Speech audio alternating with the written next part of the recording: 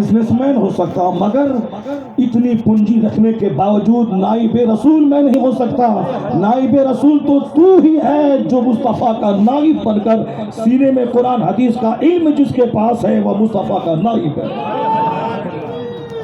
इससे बड़ा कोई मनसब नहीं, इससे बड़ा कोई मनसब नहीं। नाइब रसूल होना इतना बड़ा मनसब है कि 1000 बीघा जमीन भी कोई जोते, कोई अरबपति हो जाए, कोई बिजनेसमैन हो जाए,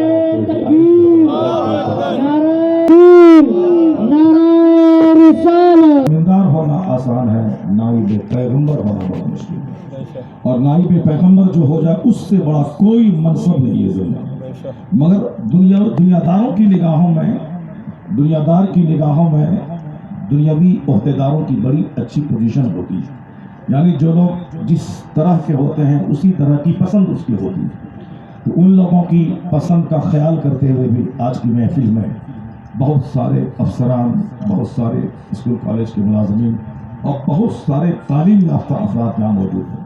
मैं चाहूँगा कि आज की इस मजलिस में एक छोटी सी गुफ्तगू ऐसी हो जाए ताकि हमारे नौजवानों के चेहरे पे जो उदासी है, जो मायूसी है, उसको पता चल जाए कि आज की तारीख में पूरी दुनिया में आपके मजहब के ताल्लुक से क्या कुछ हो रहा है। लोग कहते हैं कि मजहब इस्लाम का दायरा मुमकिन है कि आगे चलकर तंग होने वाला है, मगर मैंने कल इस पे एक थोड़ी सी रोशनी मैंने डाल दी है कि मजहब इस्लाम उस मजहब मुहज़्ज़ब का नाम है जो झुकने नहीं आया है बल्कि हमेशा बुलंद होने आया है।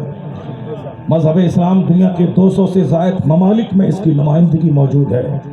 150 करोड़ लोग दुनिया के हर कोने में मुस्तफ़ा के ग़ुलाम की सूरत में मौजूद है। ये इस बात की दलील है कि जैसे जैसे मुखालिफत बढ़ती जाती है मुस्तफ़ा का चमन हरा भरा होता चला जाता है। लेकिन चूँकि चंद लुचे लफंगे, उनकी आदत ही होती है अमन को भंग करना, लोगों को मायूस करना, और उसको अच्छाई अच्छी नहीं लगती है, वो शरारत करके माहौल को पोल्यूटेट और परागंदा करने की कोशिश करते रहते हैं। ऐसे लोगों की तादाद मुट्ठी भर है। ऐसे लोग अमेरिका में भी मौजूद हैं, ऐसे लोग चाइना जापान में भी हैं, ऐसे लोग मुल्क हिंदुस्तान में भी हैं। चूँकि वह जानते हैं कि मैं अमन की बात करूँगा तो कोई घास नहीं डालेगा, वह जानते हैं कि मैं शांति की बात करूँगा तो मेरा नाम पोस्टर में नहीं छपेगा, वह जानते हैं कि मैं शांति की बात करूँगा तो कोई मुझे फूल का हार नहीं डालेगा। वह फूल का हार पहनने के लिए, सोने चांदी के सिक्के पे अपने आप को तौलवाने के लिए और चंद लोगों का हीरो लीडर बनने के लिए वो गलत बयानी का सहारा लेते हैं, गलत बयानी का सहारा लेते हैं, झूठ का सहारा लेते हैं, फितनों फसाद की बोली का सहारा लेते हैं। तो हमें इन चंद शरीर किस्म के लोगों की बकवास पे ध्यान नहीं देना है। मैं आज बताऊंगा कि दुनिया के हर गोशे में किस तरह कुरान करीम की तिलावत का रुझान बढ़ रहा है, कैसे कुरान करीम की आयतों पे गौर व फिक्र का मजाज बढ़ रहा है, कैसे सरकार दो जहां की होली लाइफ मुक़द्दस जिंदगी की स्टडी का रुझान बढ़ रहा है, और किस तरह धीरे धीरे दुनिया का एक सेलेक्टेड एजुकेटेड तबका, यानी एक पढ़ा लिखा तबका मजहब इस्लाम के करीब आता जा रहा है। क्यों नहीं करीब आएगा जब चारों तरफ से दिमाग दौड़ाने के बाद लोग आका दो जहां इस्लाम की सीरत का मुताला करते हैं तो वो कहते हैं कि सेहत पाने के लिए आज के दानिश्वरों ने जो नुस्खा दिया है, जब मैं उसकी स्टडी करता हूँ तो ऐसा लगता है कि सेहतमंद रहने के लिए इसके नुस्खे की मुझको ज़रूरत है।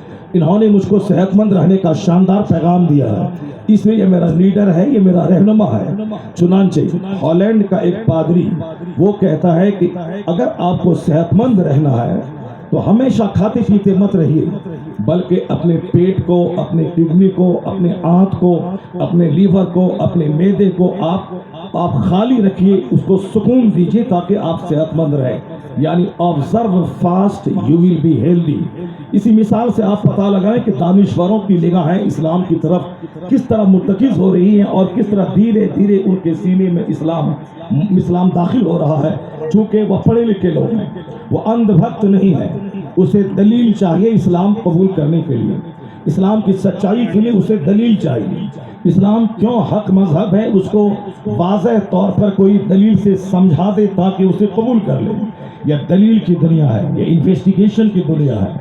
یہ تھنکنگ اور یہ سگھن ادھین کی دنیا ہے. لوگ پڑھنا چاہتے ہیں, دلیل تلاش کرتے ہیں, صرف بکواس پہ دھیان نہیں دیتے. جو جادوگر ہے, جو چوک چوراہے پہ کھڑے ہو کر ڈگڈگی بجا کر چند بیوقوفوں کو جمع کر کے اپنی جادوگری کے کمال سے چند سکے کما لیتے ہیں, لیکن کوئی عقلمند, کوئی پڑھا لکھا آدمی اس جادوگر کی بات پہ دھیان نہیں دیتا. وہ کہتے کرتب ہے, ایک تماشا ہے. اور ماننے کا جہاں تک سوال ہے, دل اس کو تسلیم کرے, اس کے لیے آرگومنٹ چاہیے, اس کے لیے دلیل چاہیے, اس کے لیے واضح روشن بیانات چاہیے. تو آج کی سائنٹیفک دنیا میں انویسٹیگیشن, ریسرچ, یہاں پہ تحقیق اور تجسس, تبسم, تعقل, تفکر کی دنیا میں اب بکواس نہیں چلے گی. اندھ وشواس کے فالوور چند لوگ ہیں, مگر یہاں دنیا کا کریم طبقہ مذہب اسلام کی طرف کیسے مائل ہوتا ہے, اس کی ایک چھوٹی سی مثال میں دوں, پھر اب اپنی تقریر کا آغاز کرتا ہوں. ہالینڈ کا پادری کہتا ہے اگر آپ کو صحت مند رہنا ہے تو آپ مہینے میں 2-4 دن فاسٹنگ کیا کیجیے, اپواس کیجیے, تاکہ 15 گھنٹے 16 گھنٹے آپ کا معدہ خالی رہے, آپ کی کڈنی کو آرام ملے. ہر وقت آپ پانی پیتے رہیں, چائے پیتے رہیں, کھانا کھاتے رہیں, اس سے ہر وقت کڈنی حرکت میں رہتی ہے, ہر وقت پیٹ کو محنت کرنا پڑتا ہے, اس سے پیٹ بیمار, لیور کمزور ہو جاتا ہے. اور آج کل لیور کی کمزوری کی شکایت عام طور پر بڑھتی جا رہی ہے. وہ کہتے ہیں کہ اگر صحت مند رہنا ہے تو 4-5 دن مہینے میں آپ کو روزہ رکھنا پڑے گا, یعنی اپنی زبان میں فاسٹنگ کرنی پڑے گی, ہندی زبان میں اپواس کرنا پڑے گا. اور ان کے ارد گرد جتنے بھی ڈسائپلز مرید آتے ہیں ان کے سب کو یہی پیغام دیتے ہیں کہ آپ فاسٹنگ کرو, پیٹ خالی رکھو. اور ہندوستان میں رام دیو جی آج 10-20 سال سے یہی پیغام دیتے ہیں کہ اگر آپ کو صحت مند رہنا ہے تو مہینے میں 4 دن 5 دن فاسٹنگ کیا کرے, آپ اپواس کریں, بھوکے رہیں. دیکھیں میرا پیٹ بڑا نہیں ہے, وہ کہتے ہیں, وہ اپنا پیٹ سے چپکا کر بولتے ہیں کہ میری صحت کا راز یہی ہے, میں کم کھاتا ہوں, زیادہ فاسٹنگ کرتا ہوں. اور اس وقت 65-70 سال کی عمر میں بھی وہ یوگا ماسٹر صحت مند رہتا. وہ کہتے ہیں اگر آپ کو صحت چاہیے تو ہر وقت کھاتے پیتے مت رہیے, یعنی کھانے کے لیے زندہ مت رہیے. وہ کہتے ہیں زندہ رہنے کے لیے کھائیے پیئے, اور ساری توجہ کھانے پہ مت ڈالیے ورنہ بیمار ہو جائیں گے. آپ مہینے میں 4 دن آپ اپواس کیجیے. ہالینڈ کے پادری کہتے ہیں 4 دن فاسٹنگ کیجیے, صحت مند ہو جائیں گے. رام دیو جی کہتے ہیں کہ مہینے میں 4-5 دن اپواس کریں, فاسٹنگ کریں, آپ کی صحت بنی رہے گی. یہی حال ہے دوسرے آچاریوں کا. وہ شنکراچاریہ بھی کہتے ہیں کہ 2-4 دن فاسٹنگ کریں تاکہ پیٹ خالی رہے اور آپ صحت مند رہیں گے.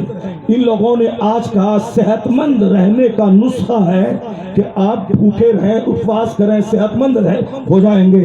میں کہوں آج سے 1400 سال پہلے نہ کوئی کالج تھا, نہ کوئی یونیورسٹی تھی, نہ کوئی آبزرویٹوری تھی, نہ کوئی تجربہ گاہ, نہ کوئی رشت گاہ. اس وقت ایک اسکول تک نہیں ملتا تھا, سائنس کا نام تک نہیں تھا. یہ ساری کہانیاں 1000 سال کے اندر کی ہیں. یعنی امریکہ نام کا کوئی ملک نہیں تھا, جس ملک کا پتہ کولمبس نے 1495 میں لگایا. اب آپ سمجھ سکتے ہیں کہ امریکہ کی تاریخ آج سے 1500 سال پہلے کچھ نہیں تھی. جب امریکہ نام کا کوئی ملک نہیں تھا تو ناسا نام کا تحقیقی ادارے کا وجود کہاں ہوتا, فزکس, کیمسٹری, بایولوجی نام کے سبجیکٹس کا وجود کہاں تھا, اس کا وجود ہی نہیں تھا.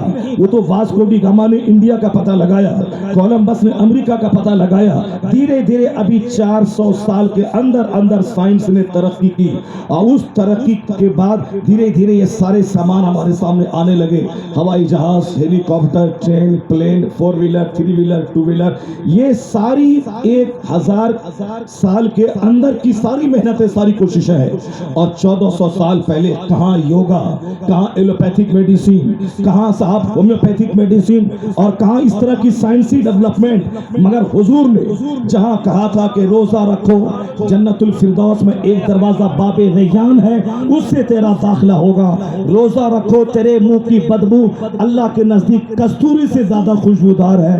حضور نے کہا था रोजा रखो, रोजे में मोमिन की रोजी बढ़ा दी जाती है। रोजा रखो ये गमगुसारी का महीना है, सब्र का महीना है। रमजान में कुरान नाजिल हुआ। ये सारी फजीलतें अपनी जगह, मगर ये स्कूल कॉलेज के पढ़े लिखे और दौरे जदीद का दिलदादा कहता है कि सेहतमंद रहने का नुस्खा अगर हमारे दानिश्वरों ने दिया है, क्या तुम्हारे पैगंबर ने भी ऐसा कुछ कहा है?